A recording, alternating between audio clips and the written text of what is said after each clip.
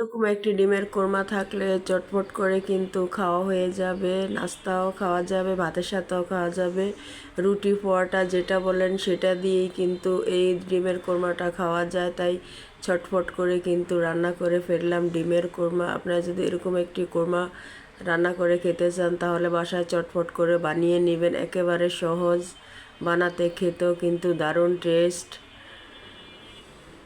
এই যে আমি এখানে 6টি ডিম সিদ্ধ করে নিয়েছি, এগুলাতে এখন হলুদ আর লবণটা মাখিয়ে নিব। সবাই কেমন আছেন? আসসালামু আলাইকুম, আমি তানজুম কুকিং। হলুদ লবণ দিয়ে ডিমটাকে কিছুক্ষণ মাখিয়ে নিব। আমার রান্নাগুলি দেখে যারা যারা আমার চ্যানেলটিকে সাবস্ক্রাইব করে আমার পাশে আছেন তাদেরকে জানাই অসংখ্য ধন্যবাদ। আমার পক্ষ থেকে আপনাদের জন্য আছে অসংখ্য ভালোবাসা, অসংখ্য দোয়া। আর যারা এখনও সাবস্ক্রাইব করেননি প্লিজ আমার চ্যানেলটিকে সাবস্ক্রাইব করে আমার পাশে থাকবেন। আর আমার রান্নাগুলি যদি আপনাদের একটু ভালো লেগে থাকে তাহলে লাইক দিতে ভুলে যাবেন না। এবার রান্না করতে চলে আসলাম রান্নাঘরে। চুলায় একটি ফ্রাই প্যান বসিয়ে ফ্রাই প্যানটা গরম হয়ে গেছে। এবার দিয়ে দিব পরিমাণ মতো তেল। তেলটা গরম হয়ে আসলে দিয়ে দিব ডিম।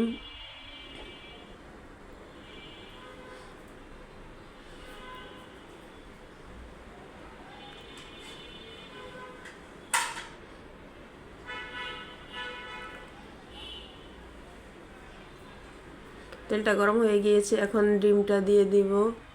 আমার রান্নাগুলি যদি আপনাদের একটুও ভালো লেগে থাকে তাহলে আমার চ্যানেলটিকে সাবস্ক্রাইব করে আমার পাশে থাকবেন, লাইক কমেন্ট শেয়ার করে দিবেন।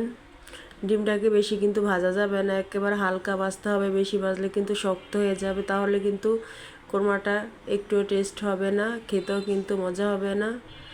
তাই হালকা একটু ভাজা দিয়ে নামিয়ে ফেলতে হবে।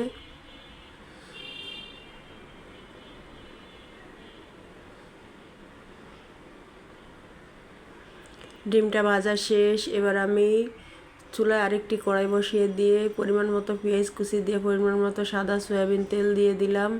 আপনারা চাইলে কিন্তু এখানে ঘিটাও ব্যবহার করতে পারেন।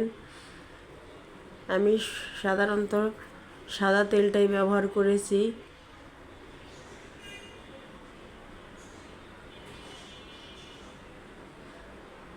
পেঁয়াজটাকে কিছুক্ষণ নাড়াচাড়া দিয়ে হালকা একটু বাদামি কালার করে নিব।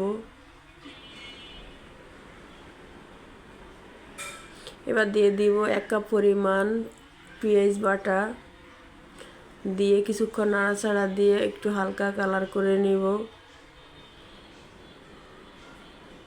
হালকা একটু বাদামি কালার হয়ে আসলেই বাকি মশলাটা দিয়ে দিতে হবে।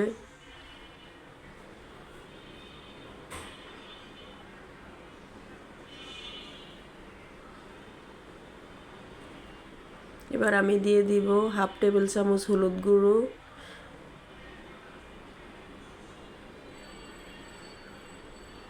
1/2 টেবিল চামচ মরিচের গুঁড়ো। এগুলা জাস্ট একটু কালারটা সুন্দর হওয়ার জন্য দিয়েছি, এগুলা না দিলেও কিন্তু হবে।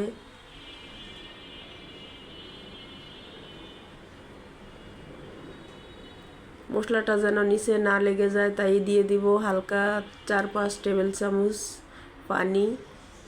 পানিটাকে দিয়ে এখন কিছুক্ষণ নাড়াচাড়া দিয়ে দিব। খেয়াল রাখতে হবে মশলাটা যেন লেগে না যায়। এবার দিয়ে দিব কোরমার মশলা। কোরমার মশলাগুলো দিয়ে আবার কিছুক্ষণ ভালোভাবে কষিয়ে নিব। এরপরে দিব আবার বাকি মশলাগুলো।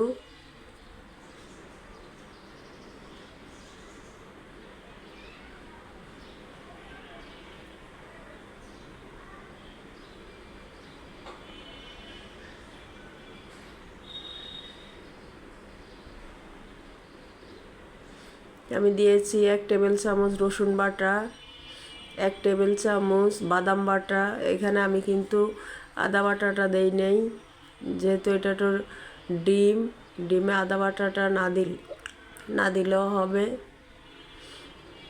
এগুলা দিয়ে আবার কিছুক্ষণ ভালো করে কষিয়ে নিব। মশলাটা যত বেশি কষানো হবে তত বেশি কিন্তু কোরমাটা ভালো হবে, কালারও সুন্দর হবে, খেতেও কিন্তু অনেক টেস্ট হবে। এবার আমি এখানে দিয়ে দিব স্বাদ মতো লবণ। যে যেরকম লবণ খেতে পছন্দ করেন ঠিক ওরকমই দিবেন।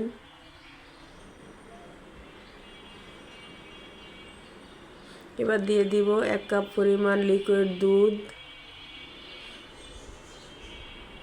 আমি এখানে কিন্তু 1 কাপে হবে না, তাই আমি এখানে 1.5 কাপ দিয়েছি। অফ ক্যামেরায় কিন্তু বাকিটুকু দিয়ে দিয়েছি। আপনারাও কিন্তু এরকম বুঝে শুনে দিবেন যতটুকু লাগে, কারণ এখানে আমি 6টি ডিম দিব।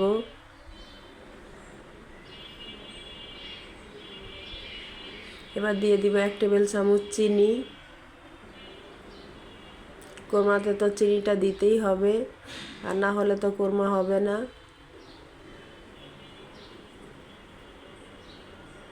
কোরমাটা হবে ঝাল মিষ্টি। এবার দিয়ে দিব 4-5টা কাঁচামরিচ, আপনারা চাইলে তার চেয়ে বেশিও দিতে পারেন। এবার দিয়ে দিব ভেজে রাখা ডিমগুলো।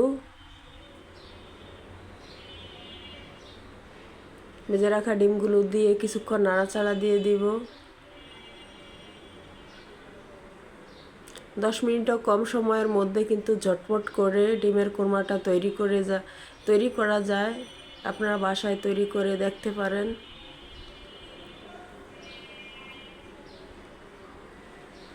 কোরমাটা আমার হয়ে গিয়েছে।